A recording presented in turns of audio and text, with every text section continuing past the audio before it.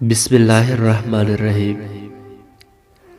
ابو دجانہ رضی اللہ عنہ کی ہر روز کوشش ہوتی کہ وہ نماز فجر رسول اللہ صلی اللہ علیہ وسلم کے پیچھے ادا کرے، لیکن نماز کے فوراً بعد یا نماز کے ختم ہونے سے پہلے ہی مسجد سے نکل جاتے۔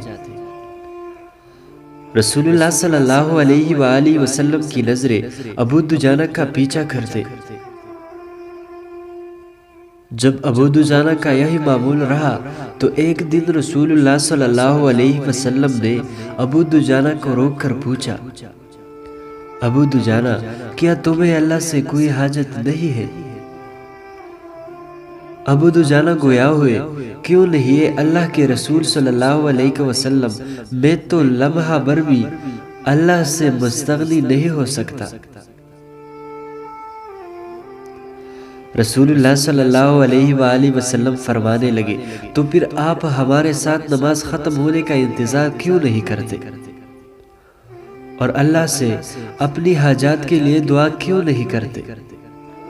ابو دجانہ رضی اللہ عنہ کہنے لگے، اے اللہ کے رسول صلی اللہ علیہ وسلم، دراصل اس کا سبب یہ ہے کہ میرے پڑوس میں ایک یہودی رہتا ہے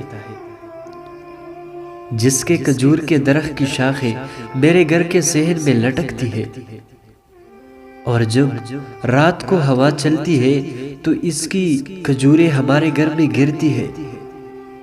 میں مسجد سے اس لیے جلدی نکلتا ہوں تاکہ ان گری ہوئی کھجوروں کو اپنے خالی پیٹ بچوں کے جاگنے سے پہلے چن کر اس یہودی کو لٹا دو، مبادا وہ بچے بھوک کی شدت کی وجہ سے ان کھجوروں کو کھا نہ لے۔ پھر ابو دجانہ قسم اٹھا کر کہنے لگے، اے اللہ کے رسول صلی اللہ علیہ وسلم، ایک دن میں نے اپنے بیٹے کو دیکھا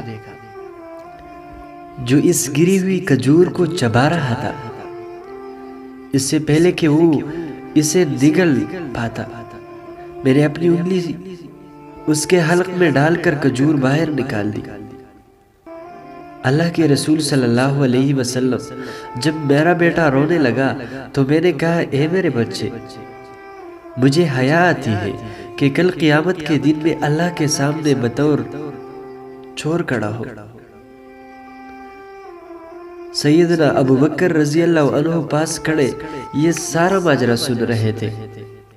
جذبہ ایمانی اور اخوتی اسلامی نے جوش مارا تو سیدھے اس یہودی کے پاس گئے اور اس سے کھجور کا پورا درخت خرید کر ابو دجانہ اور اس کے بچوں کو ہدیہ کر دیا۔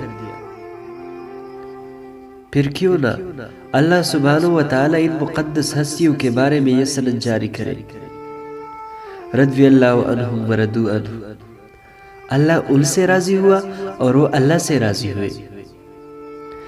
چند دنوں بعد جب یہودی کو اس سارے ماجرے کا پتہ چلا تو اس نے اپنے تمام اہل خانہ کو جمع کیا اور رسول اللہ صلی اللہ علیہ وسلم کے پاس جا کر مسلمان ہونے کا اعلان کر دیا۔